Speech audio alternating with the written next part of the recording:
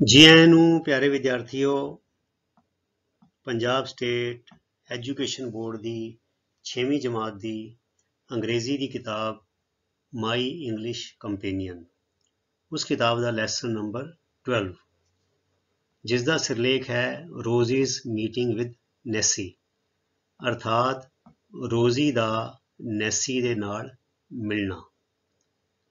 इस लैसन की असीं रीडिंग करांगे, सारे सेंटेंसां नूं तुहानूं बोल के सुणावांगे, पता लगेगा किवें उच्चारण करना है। एंड ट्रांसलेशन ते उसकी ट्रांसलेशन, उसका उल्था, उसका तर्जमा करांगे। सो तुसी सारे अपनी नोटबुक लै लो, पेन लै लो, ते जिहड़े शब्द या शब्द जोड़ आउणगे औखे या नवें, जिन्हां दे अर्थ तुसी नहीं जानते उन्हां दे अर्थ तुहानूं दस्से जाणगे विस्तार दे नाल। तुसी उह सारियां गल्लां नूं अपनी नोटबुक दे विच नाल दे नाल नोट करी जाना है। सो आओ शुरू करिए। Rosie had come to visit her aunt Tina in Scotland.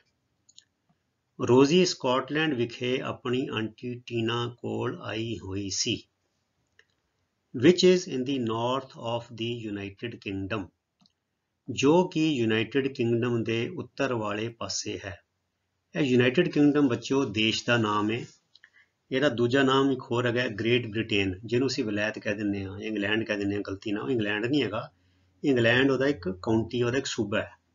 So United Kingdom के प्यारे विद्यार्थियों 4 सूबे ने। मैं ਤੁਹਾਡੀ जनरल नॉलेज भी नाल ਵਧਾਈ जा रहा। सो यूनाइटेड किंगडम के 4 सूबे ने। एक है नॉर्थ आयरलैंड, ऊपर शिखर ते अलग, मतलब कि एक आइलैंड बनी हुई है। फिर नॉर्थ आयरलैंड, स्कॉटलैंड, इंग्लैंड ते वेल्स, ये 4 ये सूबे ने यूनाइटेड किंगडम के। इंग्लैंड एक देश नहीं है, इंग्लैंड ਉਹਦਾ एक सूबा है, ठीक है। सो यूनाइटेड किंगडम देश है, ते देश के उत्तरले पासे, उत्तर वाले पासे, उपर वाले पासे यह स्कॉटलैंड स्थित है। जिदा असीं कह दईए जिहड़ा तमिलनाडु है भारत के दक्षिण विच है, पंजाब जम्मू कश्मीर है भारत के उत्तर वाले पासे है। सो स्कॉटलैंड भी यूनाइटेड किंगडम के उत्तर वाले पासे है, ठीक है। हर आंट, वही aunty, lived near the Loch Ness, Loch Ness झील का नाम है। उसकी आंटी लॉक नेस के लागे रहिंदी सी। Loch Ness is a deep lake, deep मैंने डूंगी, लेक मैंने झील। लॉक नेस एक डूंगी झील है। स्कॉटलैंड दे विच लेक नूं भी लॉक कहा जाता है, LOC के। जिदा बच्चों साडे पंजाब विच भी देखो, मालवे की पंजाबी थोड़ी जी वखरी है, माझे की थोड़ी वखरी जी है, दुआबे की थोड़ी वखरी जी है। जिदा वखरा वखरा हो जाता है, हर जगह इदा होंदा है। अमरीका भी चले जाओ, टैक्सास जिहड़ा है वही एक्सेंट कुछ होर तरह का है। जे तुसी उहिओ वर्जीनिया चले जाओ, उत्थे कुछ होर है। कैलीफोर्निया चले जाओ, कुछ होर है।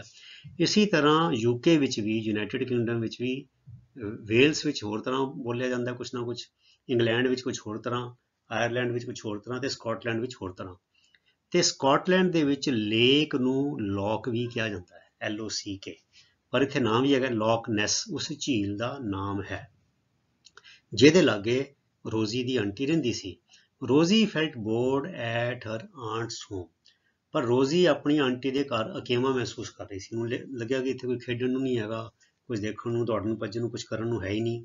ते रोजी नूं अपनी आंटी के घर अकेवा महसूस होया, ठीक है। ओके, फिर वो की कहती है, aunty Tina, I want to go down to the lake, मैं थले लेक वाले पासे जाना चाहती हाँ।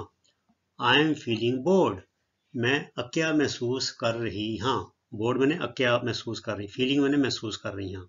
शी सेड, उन्हें क्या। हर आंट सेड, उन्होंने आंटी ने जवाब दिता, उसकी आंटी ने क्या। श्योर, क्यों नहीं। रोजी, क्यों नहीं। यू मे, तू जा सकती है। What will you do their, तू उत्थे की करेंगी। भी कोई गल नहीं, क्यों नहीं, तू जा सकती है रोजी, तू उत्थे की करेंगी। वो की कहती है, I will throw some stones into the water and watch the ripples, मैं पानी विच कुछ वट्टे सुट्टांगी ते पानी नूं छलकदा वेखांगी। जिहड़े असीं बच्चों किसी छप्पड़ विच, किसी तलाब विच जिहड़े पत्थर सुੱਟਦੇ हाँ, ते जिथे पत्थर डिगदा है उत्थों दी फिर गोलाकार ਤਰੰਗਾਂ ਪੈਦਾ ਹੁੰਦੀਆਂ ਤੇ ਉਹ ਫੈਲਦੀਆਂ ਜਾਂਦੀਆਂ ਬਾਰ-ਬਾਰ ਨੂੰ, ਹਨਾ। ਤੁਹਾਡੀ ਕਿਤਾਬ ਵਿੱਚ ਵੀ ਇੱਕ ਤਸਵੀਰ ਬਣੀ ਹੋਈ ਨੀਲੇ ਰੰਗ ਦੀ ਨਾ, ਉਹ ਬੂੰਦ ਦਿਖਦੀ ਪਈ ਹੈ ਤੇ ਉੱਥੋਂ ਦੀ ਜਿਹੜੀਆਂ ਤਰੰਗਾਂ ਨੇ ਉਹ ਗੋਲਕਾਰ ਵਿੱਚ, ਸਰਕੂਲਰ ਵਿੱਚ, ਚੱਕਰਾਕਾਰ ਵਿੱਚ ਉਹ ਬਾਹਰ ਨੂੰ ਫੈਲਦੀਆਂ ਜਾ ਰਹੀਆਂ, ਉਹਨੂੰ ਕਹਿੰਦੇ ਨੇ ਰਿਪਲਸ, ਤਰੰਗਾਂ। ਮੈਂ ਪਾਣੀ ਦਾ ਛਲਕਣਾ ਵੇਖਾਂਗੀ।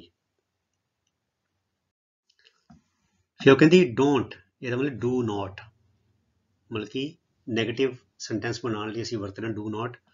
ਇਹ ਡੋਂਟ ਅਸੀਂ ਪੜਾਂਗੇ, ਡੋਂਟ ਜੇ ਇਹਨੂੰ ਕਹਿੰਦੇ ਕੰਟਰੈਕਸ਼ਨ। ਇਹ ਜੇ ਮੈਂ ਐਪੋਸਟ੍ਰੋਫੀ ਹਟਾ ਦੇਵਾਂ ਤੇ ਇੱਥੇ ਇਹਦੀ ਜਗ੍ਹਾ ਉਹ ਲੱਗ ਜਾਏਗਾ, ਤੇ ਇਹਨੂੰ ਮੈਂ ਖੋਲ ਦਾਂਗਾ, ਇੱਥੇ ਸਪੇਸ ਦੇ ਦਾਂਗਾ ਤੇ ਬਣ ਜਾਏਗਾ do not.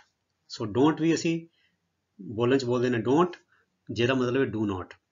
Go too near the lake, ਝੀਲ ਦੇ ਬਹੁਤਾ ਲਾਗੇ ਨਾ ਜਾਈਂ। ਟੂ ਨੀਅਰ ਮੈਨੇ ਬਹੁਤਾ ਲਾਗੇ, ਨੀਅਰ ਮੈਨੇ ਲਾਗੇ, ਝੀਲ ਦੇ ਬਹੁਤਾ ਲਾਗੇ ਨਾ ਜਾਈਂ।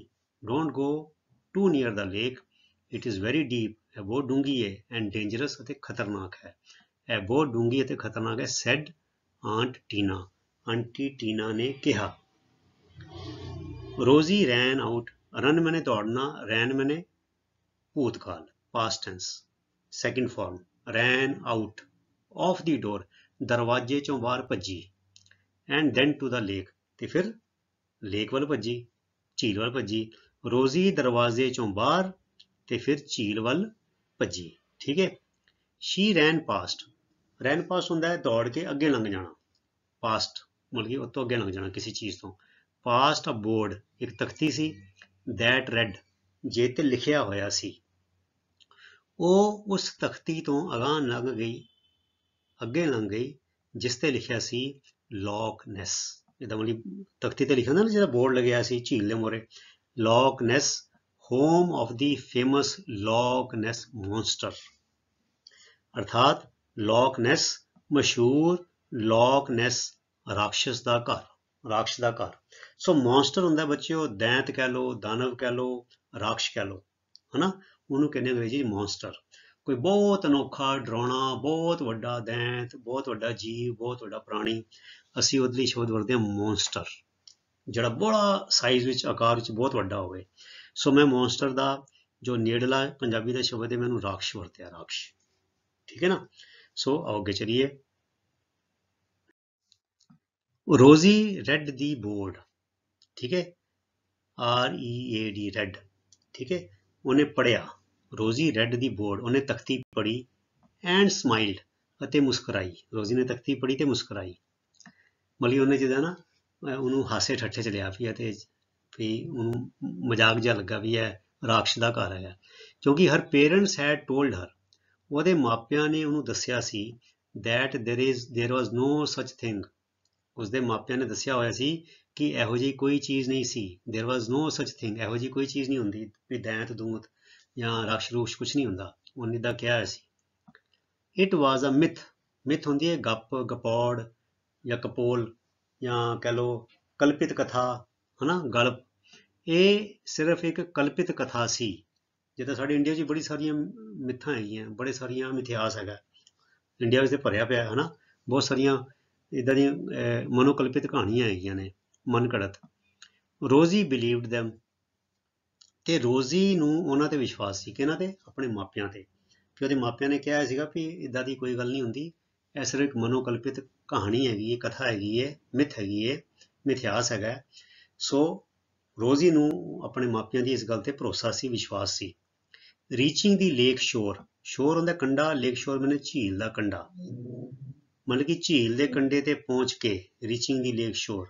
ਸ਼ੀ ਲੁਕਡ ਅਰਾਊਂਡ, ਉਹਨੇ ਆਲਾ ਦੁਆਲਾ ਦੇਖਿਆ, ਕਾਹਦੇ ਲਈ, ਫॉर ਸਮ ਸਮਾਲ ਸਟੋਨਸ, ਕੋਈ ਛੋਟੇ ਪੱਥਰਾਂ ਲਈ, ਛੋਟੇ ਵੱਟਿਆਂ ਲਈ, that Shri could throw in the lake, ਜਿਹੜੇ ਕਿ ਉਹ ਝੀਲ ਦੇ ਵਿੱਚ ਸੁੱਟ ਸਕੇ।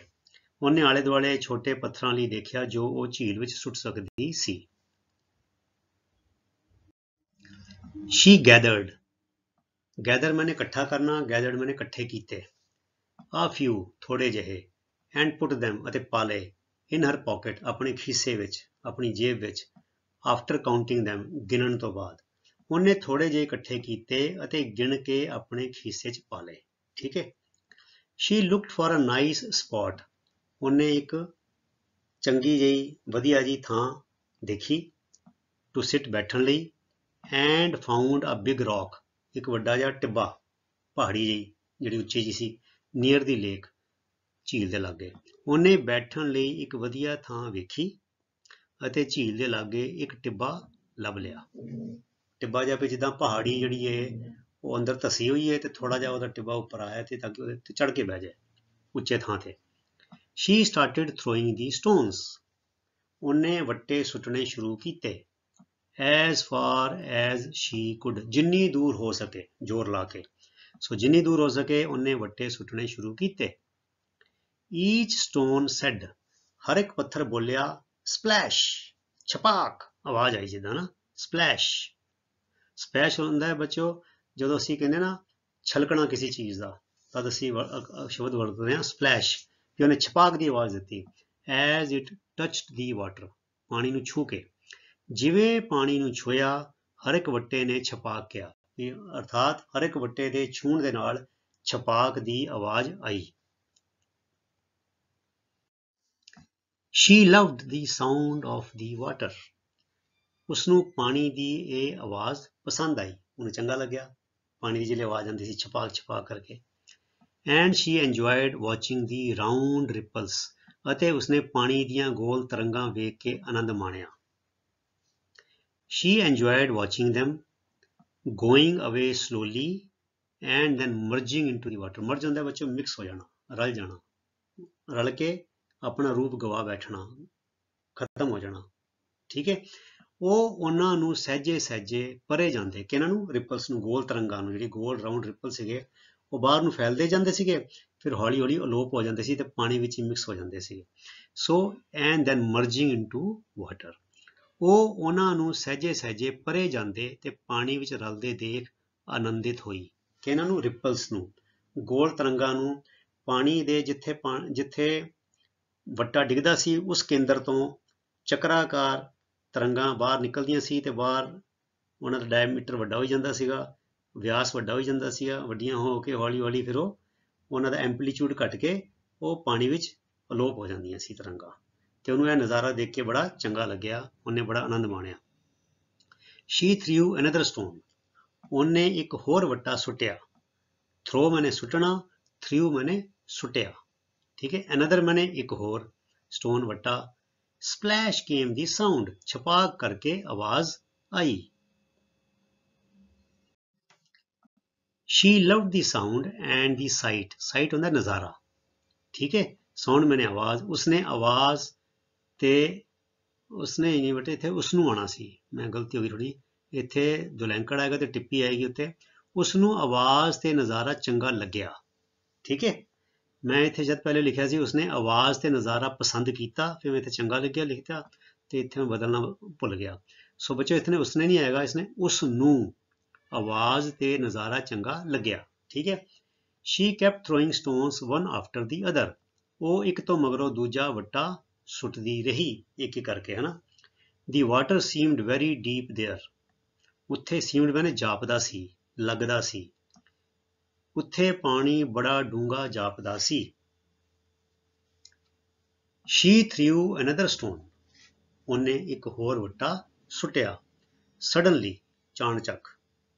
She heard a sound, ਚਾਣਚੱਕ ਉਸਨੇ ਇੱਕ ਆਵਾਜ਼ ਸੁਣੀ। ਆਵਾਜ਼ ਕੀ ਸੀ? ਹਾਈ, ਜਿੱਦਾਂ ਕਿਸੇ ਨੂੰ ਸੱਟ ਵੱਜਦੀ ਹੈ, ਹਾਈ, ਈਕਸ, ਆਊਚ ਜਾਂ ਕਹਿ ਦਿੰਦੇ ਆ ਈਕਸ, high.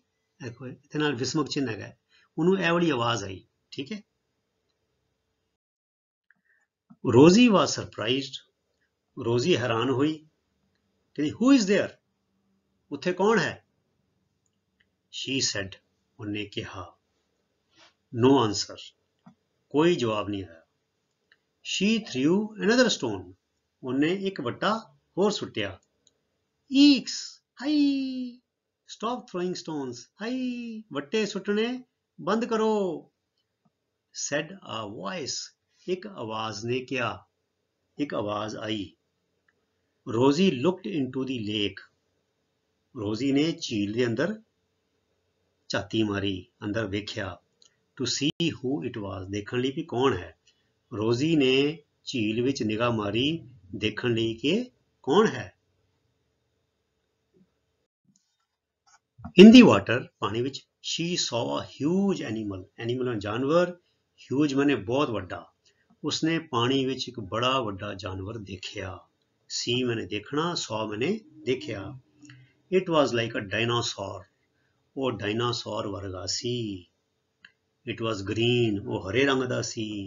It had small little horns. उसदे छोटे छोटे ਸਿੰਗ ਸੀ. It was rubbing its head. रब मैंने रगड़ना, its head मैंने अपना सिर, against मैंने ਉਹਦੇ ਨਾਲ, the shore मैंने किनारा, कंडा of the lake. ਉਹ ਆਪਣਾ ਸਿਰ ਝੀਲ ਦੇ ਕੰਢੇ ਨਾਲ ਰਗੜਦਾ ਪਿਆ ਸੀ. ਫਿਰ ਉਹਨੇ ਕੀ ਕਿਹਾ? Why are you throwing stones into the lake? ਤੂੰ ਝੀਲ ਵਿੱਚ ਵੱਟੇ ਕਿਉਂ ਸੁੱਟ ਰਹੀ ਹੈ? Why are you throwing stones into the lake? ਠੀਕ ਹੈ, ਤੂੰ ਵੱਟੇ ਕਿਉਂ ਸੁੱਟ ਰਹੀ ਹੈ ਝੀਲ ਦੇ ਵਿੱਚ? ਫਿਰ ਅੱਗੇ ਕਹਿੰਦਾ it hurts. ਇਸ ਨਾਲ ਸੱਟ ਲੱਗ ਰਹੀ ਹੈ, ਮੈਨੂੰ ਤਕਲੀਫ ਹੋ ਰਹੀ ਹੈ, ਦਰਦ ਹੋ ਰਹੀ ਹੈ. It hurts. It hurts ਦਾ ਮਤਲਬ ਹੈ ਕਿ ਇੰਨਾ ਮੈਨੂੰ ਦਰਦ ਹੋ ਰਹੀ ਹੈ, ਮੈਨੂੰ ਦੁੱਖ ਲੱਗ ਰਿਹਾ ਹੈ, ਮੈਨੂੰ ਤਕਲੀਫ ਹੋ ਰਹੀ ਹੈ, ਸੱਟ ਲੱਗ ਰਹੀ ਹੈ. Said the animal. ਜਾਨਵਰ ਨੇ ਕਿਹਾ. Rosie looked at the creature. Creature means ਪ੍ਰਾਣੀ. With fear. ਡਰ ਕੇ. Rosie ਨੇ ਪ੍ਰਾਣੀ ਵੱਲ ਸਹਿਮ ਕੇ ਵੇਖਿਆ. ਘਬਰਾ ਗਈ, ਇੱਕਦਮ ਡਰ ਗਈ. ਫਿਰ ਕਹਿੰਦੀ sorry. She said ਮਾਫੀ.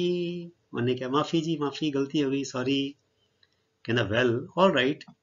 ਉਹ ਇੱਥੇ ਬੱਚੇ ਫਿਰ ਮੈਨੂੰ ਗਲਤੀ ਹੋ ਗਈ. ਇਹ ਠੱਠੇ ਨੂੰ ਬਿਹਾਰੀ ਸੀ, ਇੱਥੇ ਸਿਹਾਰੀ ਰਹਿ ਗਈ.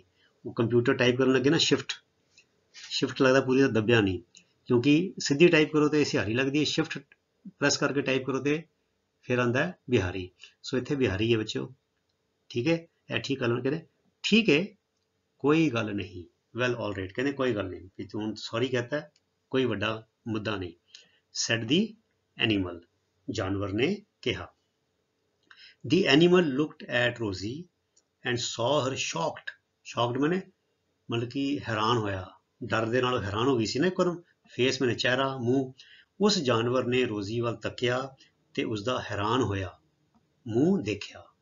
ठीक है, रोजी एकदम घबरा गई, पिओ है कि इन्ना वड्डा जानवर ते बोल रहा है, तो एकदम ਉਹਦੇ चेहरे ते हैरानी वाले हाव भाव सन. ਉਹਨੇ ਫਿਰ ਜਵਾਬ ਦਿੱਤਾ, ਕਹਿੰਦਾ I am ਨੈਸੀ.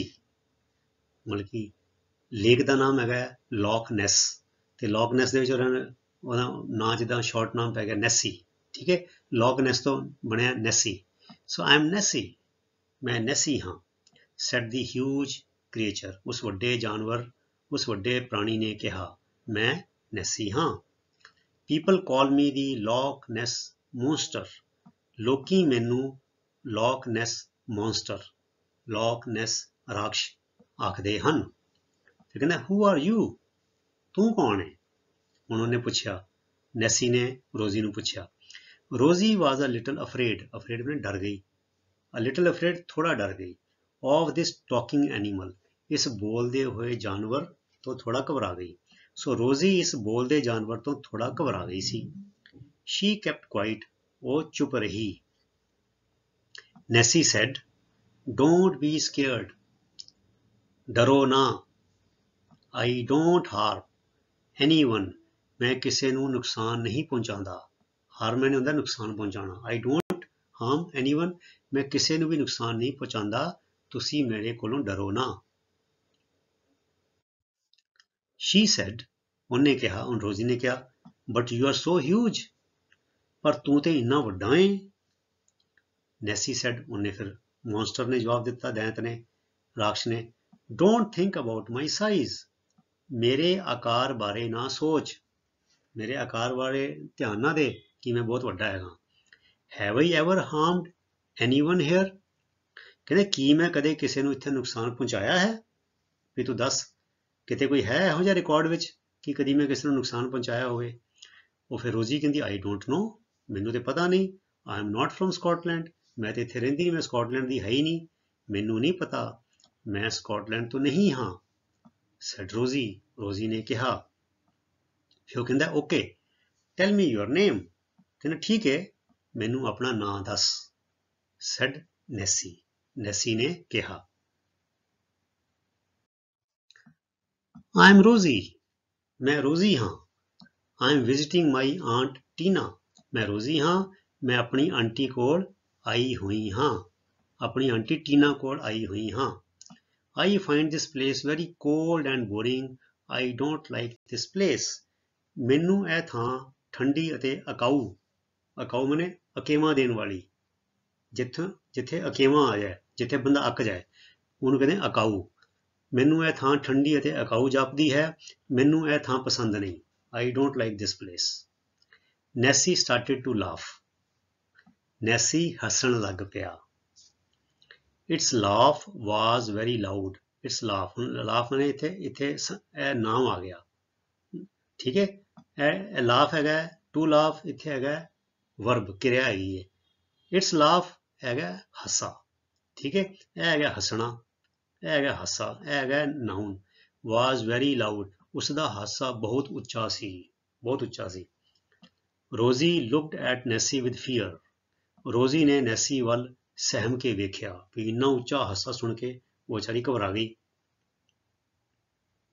Okay, she could only see its head and long neck. ਬਾਕੀ ਤੇ ਪਾਣੀ 'ਚ ਡੁੱਬਿਆ ਸੀਗਾ, ਉਹ ਸਿਰਫ ਉਸ ਦਾ ਸਿਰ ਤੇ ਲੰਮੀ ਧੌਣ ਦੇਖ ਸਕਦੀ ਸੀ।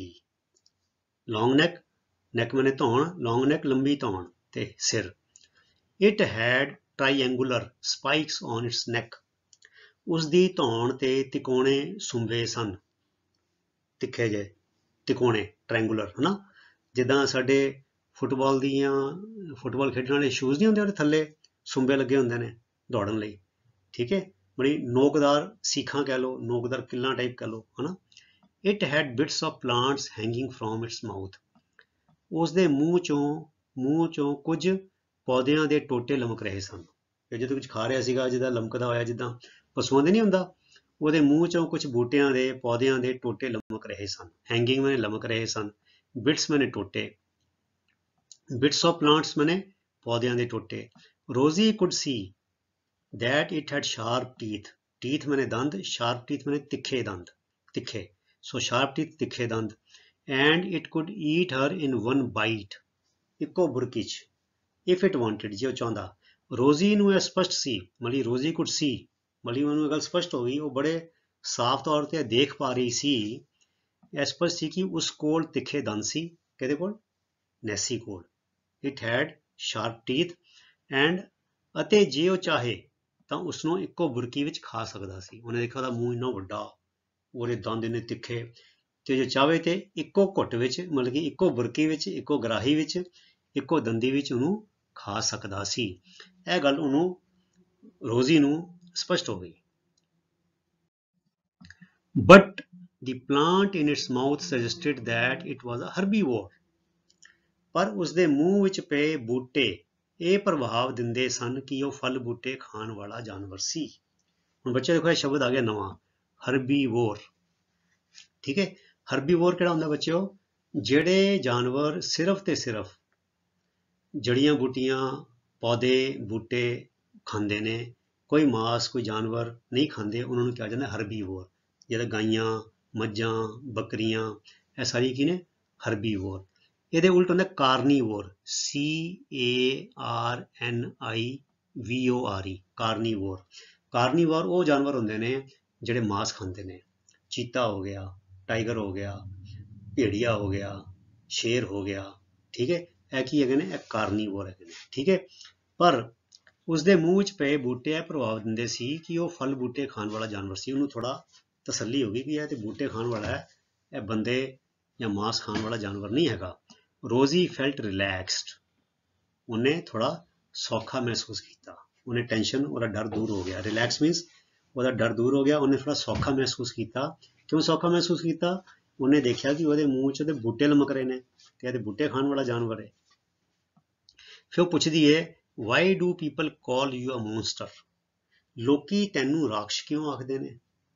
ਹਨਾ, ਵੀ ਤੈਨੂੰ ਜੇ ਇਹੋ ਜਿਹੀ ਗੱਲ ਏ, ਤੂੰ ਤੇ ਬੂਟੇ ਖਾਣ ਵਾਲਾ ਬੰਦਾ ਹੈ, ਤੇ ਤੂੰ ਕਹਿੰਦਾ ਤੂੰ ਅੱਜ ਤੱਕ ਕਦੀ ਕਿਸੇ ਨੂੰ ਨੁਕਸਾਨ ਨਹੀਂ ਪਹੁੰਚਾਇਆ, ਤੇ ਲੋਕੀ ਤੈਨੂੰ ਰਾਖਸ਼, ਮੌਨਸਟਰ ਕਿਉਂ ਆਖਦੇ ਨੇ? Are you really a monster? ਕੀ ਤੂੰ ਵਾਕਈ ਰਾਖਸ਼ ਹੈ? ਰੋਜ਼ੀ ਆਸਕਡ, ਰੋਜ਼ੀ ਨੇ ਪੁੱਛਿਆ। No, I am not a monster. ਨਹੀਂ, ਮੈਂ ਰਾਖਸ਼ ਨਹੀਂ ਹਾਂ। People call me a monster because they do not know me. ਲੋਕੀ ਮੈਨੂੰ ਰਾਖਸ਼ ਇਸ ਲਈ ਆਖਦੇ ਹਨ ਕਿਉਂਕਿ ਉਹ ਮੈਨੂੰ ਜਾਣਦੇ ਨਹੀਂ, ਭੁਲੇਖੇ ਵਿੱਚ, ਅਣਜਾਣ ਨੇ, ਅਣਜਾਣਪੁਣੇ 'ਚ, ਕਿਉਂਕਿ ਉਹਨਾਂ ਨੂੰ ਮੇਰੇ ਬਾਰੇ ਪਤਾ ਨਹੀਂ, ਮੈਨੂੰ ਜਾਣਦੇ ਨਹੀਂ, ਇਸ ਕਰਕੇ ਉਹਨਾਂ ਨੇ ਆਪੂ ਗੱਲਾਂ ਬਣਾ ਲਈਆਂ, ਮਨ ਘੜਤ ਗੱਲਾਂ ਬਣਾਈਆਂ ਹੋਈਆਂ। ਠੀਕ ਹੈ। ਆਈ belong to the dinosaur family. ਮੈਂ ਡਾਇਨਾਸੌਰ ਦੀ ਨਸਲ ਦਾ ਹਾਂ। ਆਈ ਓਨਲੀ ਈਟ ਪਲਾਂਟਸ। ਮੈਂ ਸਿਰਫ ਪੌਦੇ ਖਾਂਦਾ ਹਾਂ। ਨਾਟ ਲਿਟਲ ਗਰਲਸ। ਛੋਟੀਆਂ ਕੁੜੀਆਂ ਨਹੀਂ। ਮੈਂ ਸਿਰਫ ਬੂਟੇ ਖਾਂਦਾ ਹਾਂ, ਛੋਟੀਆਂ ਕੁੜੀਆਂ ਨਹੀਂ ਖਾਂਦਾ। ਨੈਸੀ ਐਸ਼ੋਰਡ ਰੋਜ਼ੀ। ਐਸ਼ੋਰ ਹੁੰਦਾ ਬੱਚਿਓ ਤਸੱਲੀ ਦੇਣੀ, ਭਰੋਸਾ ਦਿਵਾਉਣਾ। ਠੀਕ ਹੈ। ਸੋ ਨੈਸੀ ਨੇ ਰੋਜ਼ੀ ਦੀ ਤਸੱਲੀ ਕਰਾਈ ਕਿ ਮੈਂ ਕੁੜੀਆਂ ਨਹੀਂ ਖਾਂਦਾ, ਮੈਂ ਪੌਦੇ ਹੀ ਖਾਂਦਾ ਤੇ ਮੈਂ ਡਾਇਨਾਸੌਰ ਦੀ ਨਸਲ ਦਾ ਹੈਗਾ ਤੇ ਮੈਂ ਰਾਖਸ਼ ਨਹੀਂ ਹੈਗਾ। ਤੇ ਲੋਕੀ ਰਾਖਸ਼ ਮੈਨੂੰ ਇਸ ਕਰਕੇ ਕਹਿੰਦੇ ਨੇ ਕਿਉਂਕਿ ਮੇਰੇ ਬਾਰੇ ਜਾਣਦੇ ਨਹੀਂ ਹੈਗੇ। ਫਿਰ ਉਹ ਅੱਗੇ ਕਹਿੰਦਾ would you like a ride. Ride ਹੁੰਦਾ ਝੂਟਾ। On my back. ਪਿੱਠ ਤੇ, ਮੇਰੀ ਪਿੱਠ ਤੇ। ਕੀ ਤੂੰ ਮੇਰੀ ਪਿੱਠ ਤੇ ਝੂਟੇ ਲੈਣੇ ਪਸੰਦ ਕਰੇਂਗੀ? ਉਹ ਨੈਸੀ ਨੇ ਰੋਜ਼ੀ ਨੂੰ ਪੁੱਛਿਆ। ਰੋਜ਼ੀ ਲੁਕਡ ਐਟ ਨੈਸੀ। ਰੋਜ਼ੀ ਨੇ ਨੈਸੀ ਵੱਲ ਤੱਕਿਆ। How big are you. ਤੂੰ ਕਿੰਨਾ ਕੁ ਵੱਡਾ ਹੈ? She asked. ਉਹਨੇ ਪੁੱਛਿਆ ਵੀ ਤੂੰ ਕਿੰਨਾ ਕੁ ਵੱਡਾ ਹੈ? Well I am more than 100 feet long. ਕਹਿੰਦਾ ਮੈਂ 100 ਫੁੱਟ ਤੋਂ ਜ਼ਿਆਦਾ ਲੰਬਾ ਹਾਂ। ਇਹ 100 ਫੁੱਟ ਤੋਂ ਵੀ ਮੇਰੀ ਜ਼ਿਆਦਾ ਲੰਬਾਈ ਹੈ। ਆਈ ਹੈਵ ਗੋਟ ਹੰਪਸ। ਹੰਪਸ ਹੁੰਦੇ ਬੱਚੋ ਕੁੱਬ। ਜਿੱਦਾਂ ਤੁਸੀਂ ਦੇਖਿਆ ਊਂਟ ਨਹੀਂ ਹੁੰਦੇ, ਊਂਟ ਜੇ ਤੁਸੀਂ ਬੋਤਾ ਕਹਿ ਦਿੰਦੇ ਆ, ਬੋਤਾ, ਬੋਤੀ, ਊਂਟ, ਊਂਟਣੀ, ਉੱਤੇ ਇੱਕ ਉਹ ਕੁੱਬ ਜਿਹਾ ਬਣਿਆ ਹੁੰਦਾ, ਉਹਨੂੰ ਕਹਿੰਦੇ ਹੰਪ। ਠੀਕ ਹੈ। ਕਹਿੰਦਾ I have got humps on my back. ਮੇਰੀ ਪਿੱਠ ਤੇ ਕੁੱਬ ਹਨ। I am very thin. ਮੈਂ ਬਹੁਤ ਪਤਲਾ ਹਾਂ। I have feet and arms too. ਮੇਰੇ ਕੋਲ ਪੈਰ ਅਤੇ ਬਾਹਾਂ ਵੀ ਹਨ। ਫੀਟ ਮੈਨੇ ਪੈਰ, ਆਰਮਸ ਮੈਨੇ ਬਾਹਾਂ। But I use them only to swim and glide around the lake। ਪਰ ਮੈਂ ਉਹਨਾਂ ਨੂੰ ਸਿਰਫ ਝੀਲ ਦੇ ਉੱਤੇ ਤਰਨ ਅਤੇ ਵਗਣ ਲਈ ਵਰਤਦਾ ਹਾਂ। ਵਗਣਾ ਮੈਨੇ ਜਿੱਦਾਂ ਜਿੱਦਾਂ ਗਲਾਈਡਿੰਗ ਨਹੀਂ ਹੁੰਦੀ ਬੱਚਿਓ, ਜਿੱਦਾਂ ਮੱਛੀਆਂ ਗਲਾਈਡ ਕਰਦੀਆਂ ਜਾਂ ਪੰਛੀ ਹਵਾ ਵਿੱਚ ਗਲਾਈਡ ਕਰਦੇ ਨੇ, ਹਨਾ, ਉਹ ਪਹਿਲੇ ਖੰਭ ਮਾਰਦੇ ਨੇ ਤੇ ਫਿਰ ਇੱਕੋਦਮ ਤਰਦੇ ਹੋਏ ਜਾਂਦੇ ਨੇ। ਸੋ ਕਹਿੰਦਾ ਇੱਦਾਂ ਮੈਂ ਝੀਲ ਦੇ ਵਿੱਚ ਜਿਹੜੇ ਮੇਰੇ ਪੈਰ ਔਰ ਬਾਹਾਂ ਨੇ ਉਹਨਾਂ ਨੂੰ ਤਰਨ ਲਈ ਤੇ ਗਲਾਈਡ ਅਰਾਊਂਡ ਮਤਲਬ ਕਿ ਇੱਦਾਂ ਰਿੜਨ ਲਈ, ਵਗਣ ਲਈ ਵਰਤਦਾ ਹਾਂ ਪਾਣੀ ਦੇ ਵਿੱਚ। ਫਿਰ ਕਹਿੰਦਾ would you like a ride on my back around the lake. ਕੀ ਤੂੰ ਮੇਰੀ ਪਿੱਠ ਤੇ ਝੀਲ ਦਾ ਝੂਟਾ ਲੈਣਾ ਪਸੰਦ ਕਰੇਂਗੀ? ਨੈਸੀ ਆਸਕਡ ਅਗੇਨ। ਨੈਸੀ ਨੇ ਮੁੜ ਕੇ ਫਿਰ ਪੁੱਛਿਆ, ਉਹਨੇ ਆਪਣਾ ਸਵਾਲ ਦੁਹਰਾਇਆ ਕਿ ਤੂੰ ਲੇਕ ਦਾ, ਝੀਲ ਦਾ ਝੂਟਾ ਲੈਣਾ ਮੇਰੀ ਪਿੱਠ ਤੇ ਬੈਠ ਕੇ ਲੈਣਾ ਪਸੰਦ ਕਰੇਂਗੀ? ਰੋਜ਼ੀ ਨੋਡਿਡ। ਨੋਡ ਹੁੰਦਾ ਬੱਚੋ ਸਿਰ ਹਿਲਾਣਾ। ਠੀਕ ਹੈ। ਉਹਨੇ ਹਾਂ ਵਿੱਚ ਸਿਰ ਹਿਲਾਇਆ। ਰੋਜ਼ੀ ਨੇ ਸਿਰ ਹਿਲਾਇਆ। ਠੀਕ ਹੈ। ਫਿਰ ਕਹਿੰਦਾ ਕਲਾਈਂਬ ਔਨ ਮਾਈ ਬੈਕ। ਮੇਰੀ ਪਿੱਠ ਤੇ ਚੜ ਜਾ। And hold on. ਅਤੇ ਘੁੱਟ ਕੇ ਫੜ ਲੈ। ਮੇਰੀ ਪਿੱਠ ਤੇ ਚੜ ਜਾ ਤੇ ਫੜ ਲੈ। ਠੀਕ ਹੈ। ਸੈਡ ਨੈਸੀ। ਨੈਸੀ ਨੇ ਕਿਹਾ। ਰੋਜ਼ੀ ਕੌਟ। ਕੌਟ ਮੈਨੇ ਫੜ ਲਿਆ।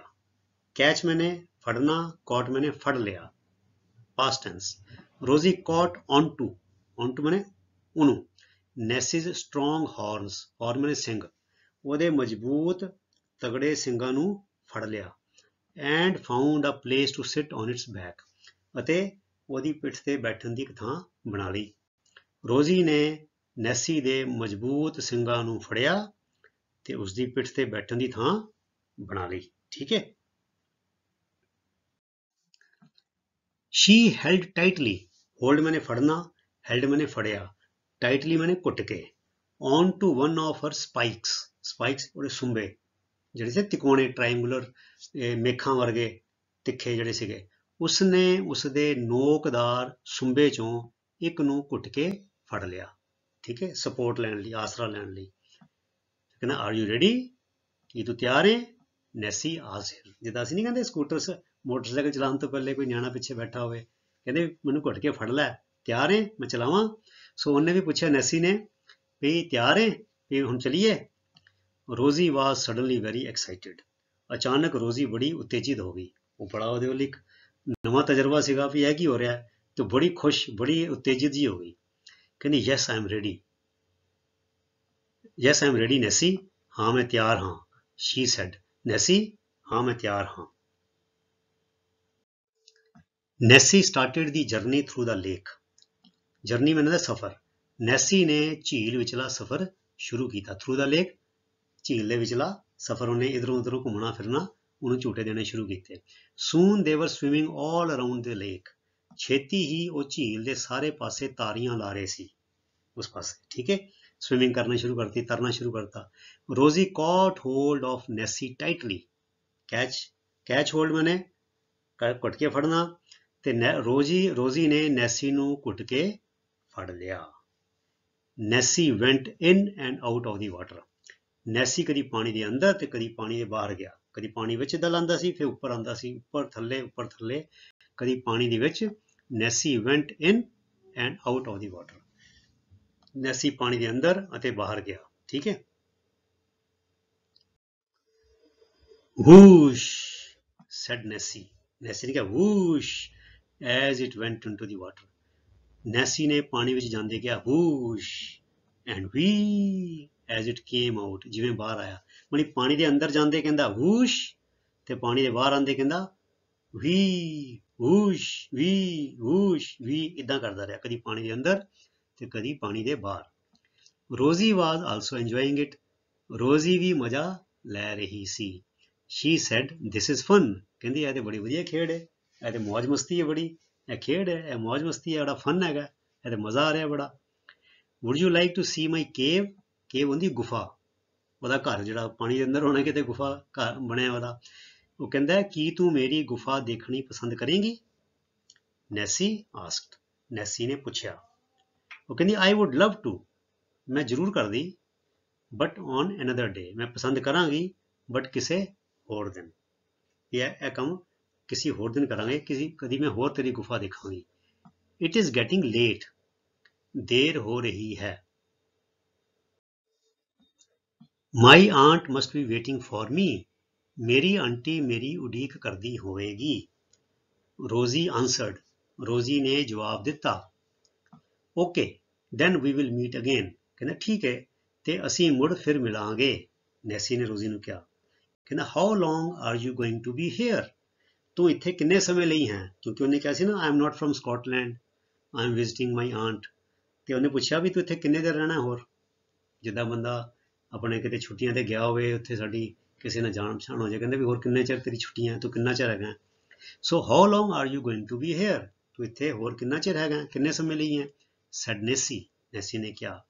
ਕਹਿੰਦੀ ਅਨਦਰ ਵੀਕ, ਇੱਕ ਹਫ਼ਤਾ ਹੋਰ।